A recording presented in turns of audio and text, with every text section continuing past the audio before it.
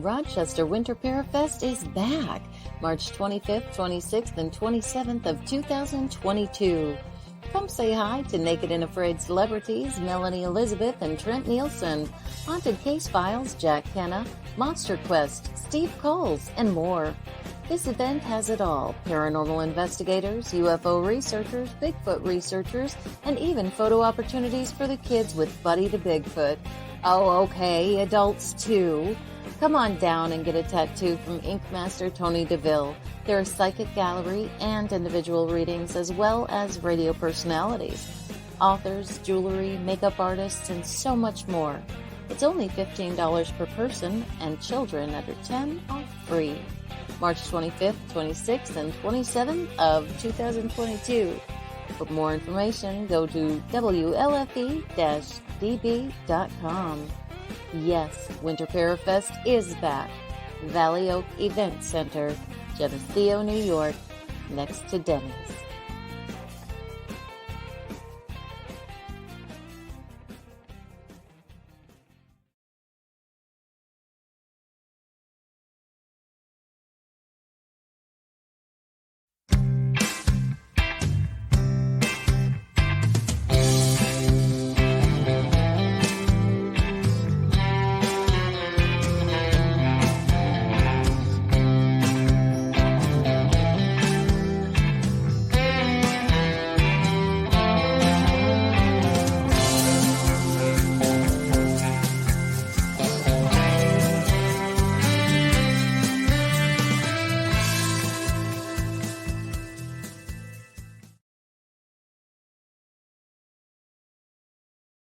The Bipolar DM, Jason Cottam. His show talks about Dungeons and Dragons, indie writing, and living with a mental illness, in particular bipolar disorder, borderline disorder, and major depression, among other diagnoses. Check us out right here on Saturdays, 7 p.m. Eastern, also on WLFE-DB.com, and wherever else you listen to podcasts. So take a seat, sit back, and get ready for the Bipolar DM.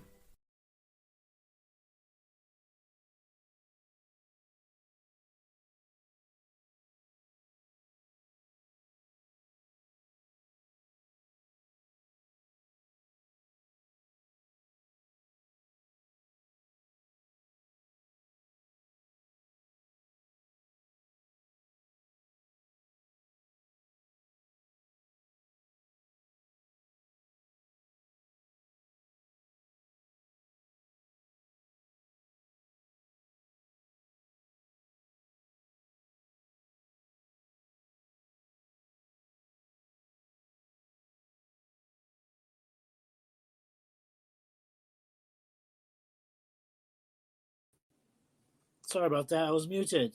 Thank you for letting me know. Thank you for tuning into the Bipolar DM podcast. I'm your host, Jason. This is a podcast about Dungeons and Dragons, indie writing, and living with the mental illness, in particular bipolar disorder, borderline personality disorder, and major depression, among other diagnoses. Now, you notice that we're doing a little bit differently as far as equipment-wise with this episode. My computer that I had just gotten crapped out on me, so we're going back to some older equipment that's in the backup. So video is going to be a little bit different than normal. If you want to get a hold of us, you can contact me by email, which is thebipolardm@gmail.com, or you go to my webpage, www.thebipolardm.com. There you'll find previous episodes of my podcast, my blog, as well as resources on indie writing, Dungeons and Dragons, and mental health. Be sure to check us out if you can live on Facebook.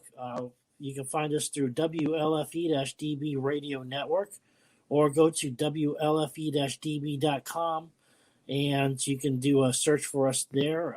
Find also our other shows that we have going on. We're available on Stream TV under the Variety Unlimited channel, as well as Twitch TV. So it's twitch.tv/TheBipolarDM. We're happy to be also supporters of Safe Space. For those of you that are not familiar with Safe Space, it's a virtual safe spot for you to be able to go to if you're in crisis or having some kind of rough time going on in your life. We are not doctors, we're not psychiatrists or anything like that, but what we are here to do is to listen to you and to help you get through a crisis with resources that we have available. Be sure to check that out at WLFE-DB.com. There's the Safe Space button. It has much more information about it too. Also, just plug this in too, the Veteran Podcast Awards are going on right now. The registration is until the end of this month, so July 31st is the last day for registration. And then voting begins on August 7th until the 10th of September, 2021, with the winners being announced on October 5th, 2021. So be sure to be a supporter of that. Check out all the military podcasts that we have. And without further ado, let's go ahead and bring on our guest. Erin is our guest for today. And hello, how are you? Hello, I am well. How are you today? Doing very well. Let's go ahead and kind of jump into a little bit about your background, particularly your Dungeons and Dragons background, because I read a little bit about it, and it's very interesting because you're the daughter of a dungeon master / player. Is that correct? So I am a daughter of someone who played Dungeons and Dragons when I was very much younger and was my first DM, my dad. So that's where I got my first taste of it, which I believe it might have been second edition at that time. Mm-hmm. And so that's where I started it, and it's progressed from there. Should I keep going, or is that what? Okay. So after that stint with my dad leading myself, my four other siblings, and my mom on a dungeon crawl until a trap squashed us. And so the campaign ended, but I rediscovered a place to play with through my brother. My brother had a group of friends that I played. It's like, can I play?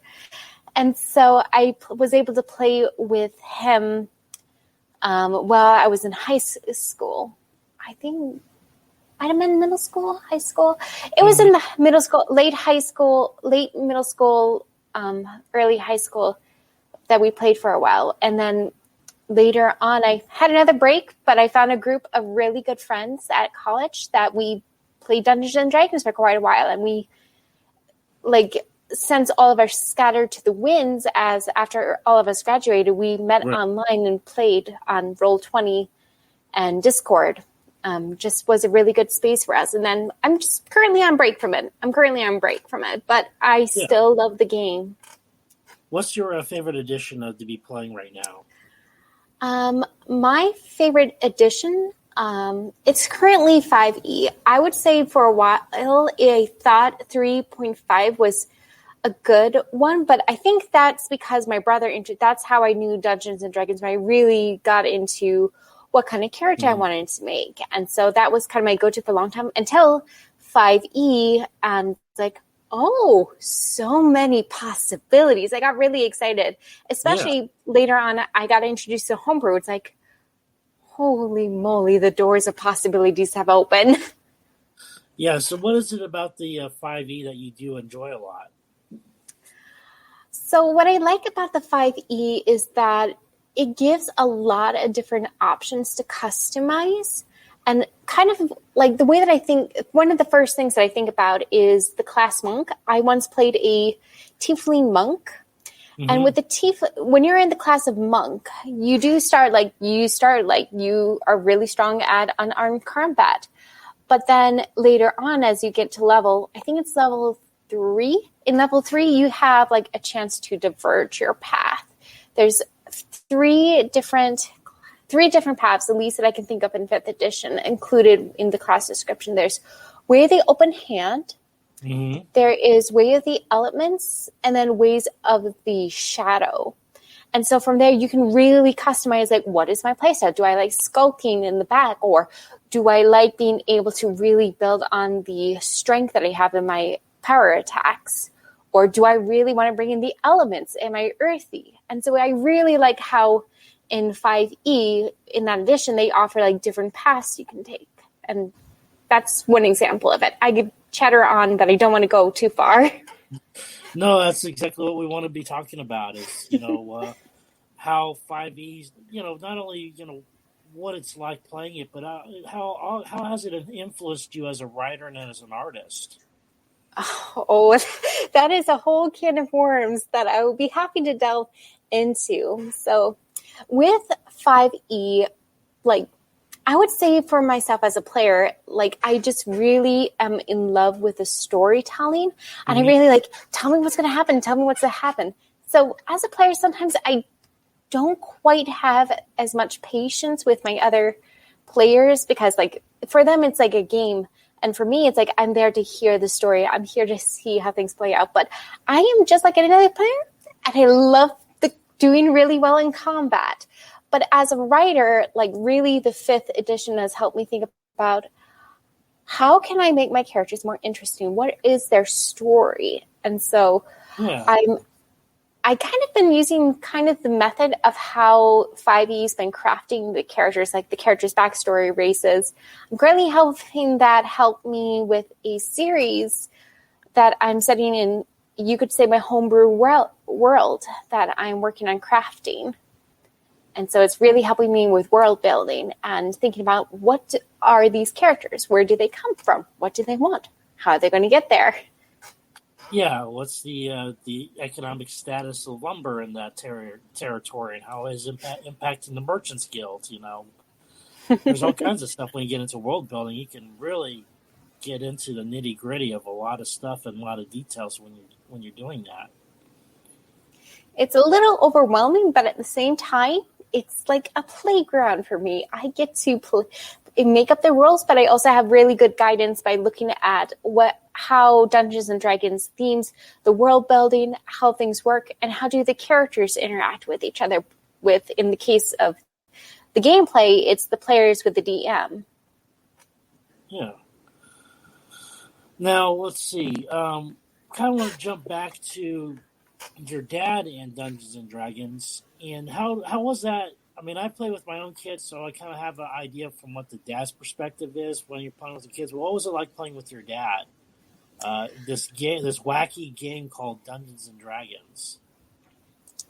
Well, I would say, like, with my dad, he played it a lot with my uncle, who unfortunately had passed away recently. And so it was something really that they bonded over. If I were to describe my dad as a DM, he is very much serious. He takes his interactions very seriously. We had graph paper. We would be up at our camp, sitting around our long table that would host all of us. He would be on one end with a screen, and then as we're going through the dungeon, he would draw things as we come in. And we had little figures that we would get a chance to, like, move around. And so he was really teaching us the basics of how to play D&D. That we enjoyed it because it was a game, and each of us had interesting characters. My character was a female version of Legolas because I just thought elves and fighting with bow was really awesome at that age. Yeah. Yeah, and it's a lot of fun kind of having that bonding experience with your parents, especially with something that they enjoy a lot, and finding out that you enjoy it as well. And I kind of find that it's a great thing to be able to have that, in your memories and stuff like that, and to be able to have that to bring with you into the gaming world, today. Okay. I want to talk about your website. What is the actual website's address? The website address for where I currently have my mischief is www.waggishwriter. I'll spell it out because it's a little confusing. It's WAGGISHWriter.com. So it's Waggish Writer, which, as the address, it's one word all put together, lower cases. I try to make it simple, but the name might be a little complicated for some. But it was just a really fun name. It was a really fun name that I had some creative thinking of how I wanted to name it. Yeah, waggish writer. What is a waggish writer? Well, quite honestly, it was something that I came to when I decided I wanted to show my capabilities as a writer by putting my creative works on a blog to share with the world about what I could do. And initially, I wanted whimsical writer or mischief muse, because I would say with me, writing kind of comes in spurts of creativity. I'm a little bit like work on this project, work on that project, a little bit scattered, kind of like a pixie. Unfortunately, people already did have those names already claimed in it. I was doing a little research. It's like, what would make me different? So it's like, how about I look up the words that were really interesting to me? And I just stumbled upon waggish, which is mischief. It is one of the synonyms of it. And so it's like, waggish writer. I like that. Yeah, and it's very interesting in how it describes your writing style, because you describe as you having personas, different writing personas. So could you go a little bit into that? So the way that I describe it, writing personas, is sort of my evolution as a writer. Some of my personas are very well developed. Some of them I'm still building on. So the first persona is author, which it started back with my dungeon master dad. He woke up one morning from a dream and decided he wanted to write a book. And I happened to have a dream that day and it's like, I want to do that too. And so that's kind of where the writer aspect was born, was like, I was just really inspired that my dad was writing a book. And so I decided I wanted to write a book too. And then there's a lot of other personas, but I'll pause for a moment. Yeah, you have you do artwork, you do poetry, so you really do cover the gambit with your website and your with your artwork though too, which is really a great platform for you to be working from. Yeah. So the way to say it currently, it's like what was really important for me when I was building this website is I really wanted to show kind of my personality, kind of what I could do, which the logo there with the multiple butterfly wings, was something I put together honestly on PowerPoint. But it's like I really wanted to show, I really wanted to make it homemade, make it in a way that it was really what I have. And so I would say I am a great admirer of art. I would say I'm not a strong artist, but I really love seeing other people's creative work. But I love photography. And so some of the pictures that you see on there are my own, unless I give credit to who originally created them. Okay, great. Now, how has your artwork and all this helped you mentally? I would say it gives me something. I would say as a person, I do sometimes struggle with stress and pressure of needing to succeed, needing to do well, whether it is in my professional career or my creativeness. As I describe myself, I'm someone who a little bit of I have a hard time focusing on some things. And the way that having my writing is sort of a place that I just take it from what I have in my brain to paper. Some days it's really effortless for me and I just write and write and write, and I could write for hours. I've actually done that, is sat down, had an idea, and just kind of kept going with it.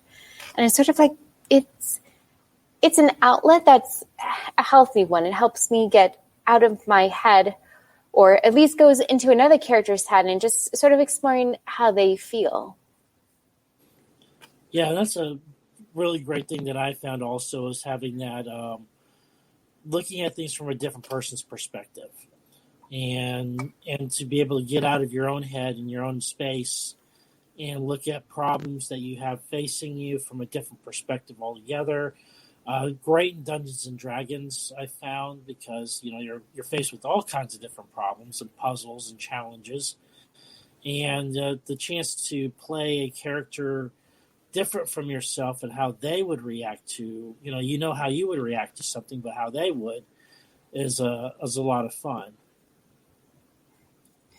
Yes. Kind of the character that I think about that I really got out of my comfort zone is I created a drow barbarian that went off to the high seas and had a few adventures before she felt the need to return home. So she exited the campaign for a bit. But she was probably the most interesting because she's like a very goes into the action and very like forward. And I'm very much like a little shyer. I'm more the healer or long range. Ranger is probably my favorite class.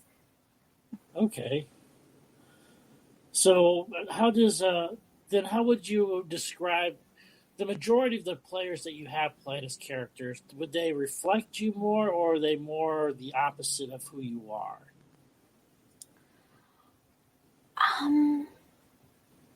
I would say for the most part, I do kind of make characters that are closer to me because I do love to imagine myself, what would I do in this situation?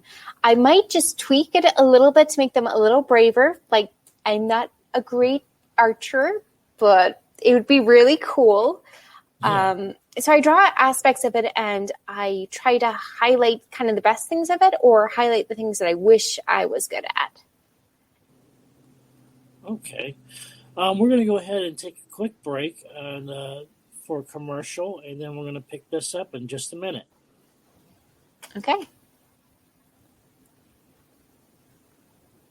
Oh, yeah. Life just got sweeter now that WLFE-DB has merchandise. Show your support by purchasing your t-shirts for WLFE, Paratalk Radio, Inside the Drag Closet, and more. But it doesn't stop there. T-shirts, coffee mugs, tanks, buttons, cloth bags, and more. Go to WLFE-DB.com. On the top bar, click on the merchandise tab and bam, there you go. You got merch. Support the shows. WLFE-DB.com.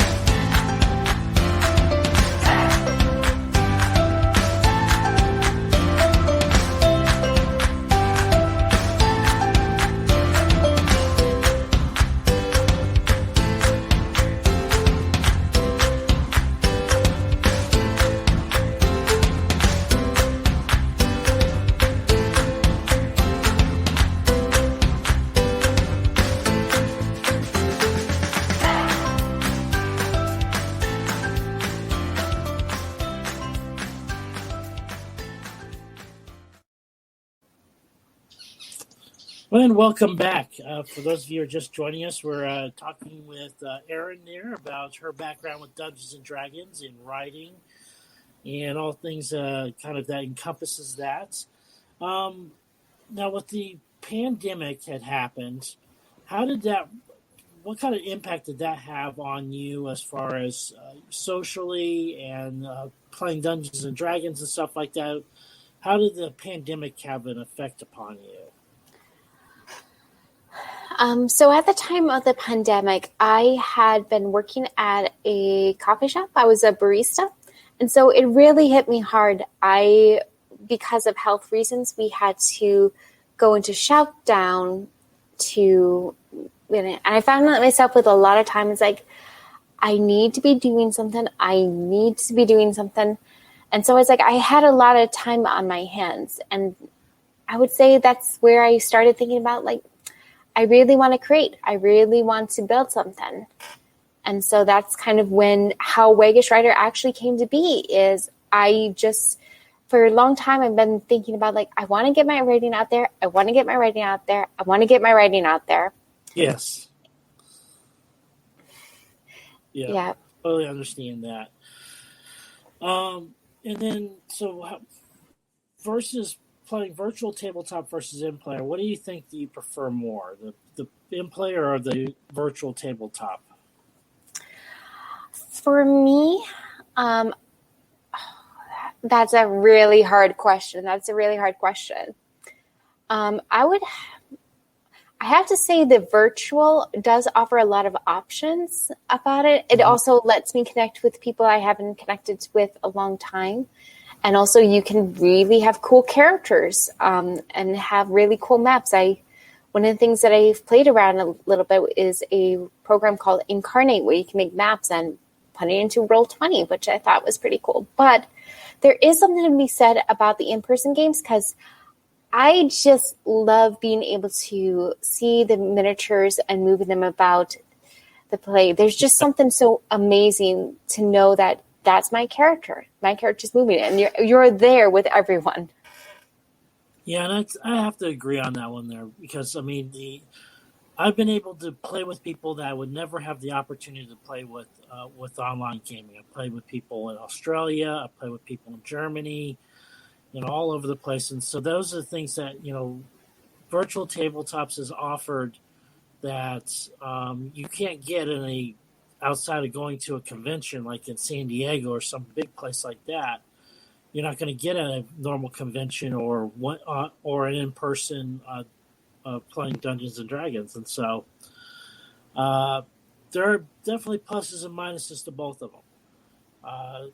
And I have to say that, there's the pluses for the virtual tabletop is so easy to organize, because you don't have to commute, you don't have to get the space together, you don't have to clean up your apartment or anything like that. So you have all those great things going for you. But at the same time, with the personal one in person, you get more. I'd say it's easier to get more of that social aspect out of it. I mean, you can do it with virtual. You just got to work at it. You got to do a lot of tips and tricks and stuff like that to work at it. But I would have to say that I do miss the in-person one the most. Agreed. Well,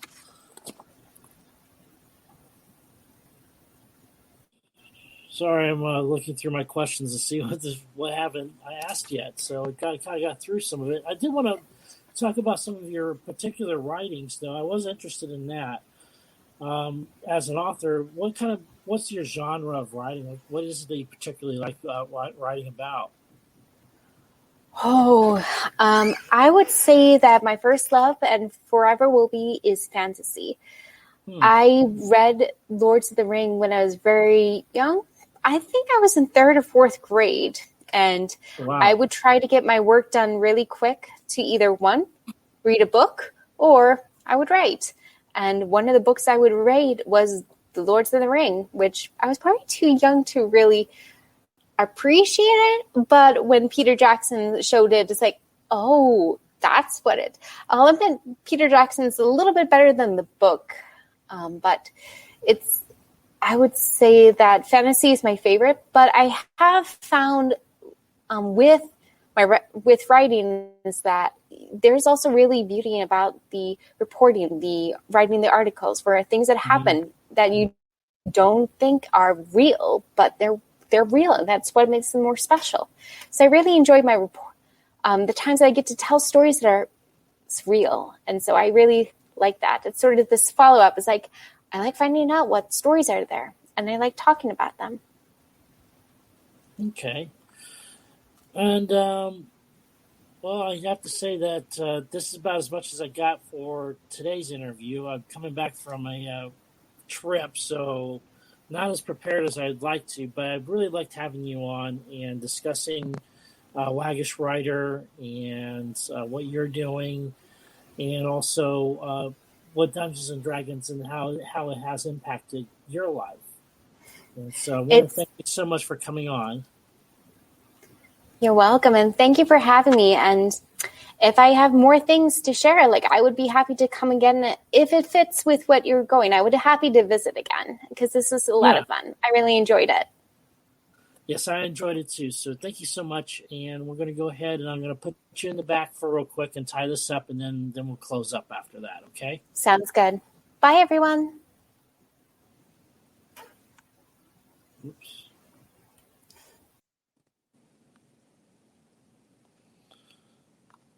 All right. Like I said, I'm sorry about the equipment and the quality of today's show, just because I'm coming back from coming back from vacation, and it's kind of got caught off guard with my equipment failure and with the laptop crapping out on me. So, but I want to thank you all for showing up and for tuning in there. Did want to remind everybody that we do have a Patreon account as well. So if you're interested in supporting my Patreon, that's patreon.com/bipolardm. We have goodies available at each support tier. This goes directly towards to the show and helping us produce the show and everything we got going on. Yep, it happens. So I want to thank everybody that's been here and been showing up for us. And again, thank you so much for tuning in. And remember, everybody, take your meds. Thank you for listening to the Bipolar DM. They love sharing thoughts and ideas. See you next week, 7 p.m. Saturdays on WLFE-DV.com, where our shows are your shows, and that makes for great talk radio. WLFE Digital Broadcast Network is on TV. You can watch all of our shows on WLFE-DB.com. Check out our channels: Paranormal View for all of your paranormal type shows, LGBTQ Friends for all of our LGBTQ shows, Variety Unlimited for all other shows. It runs 24/7 right on WLFE-DV.com.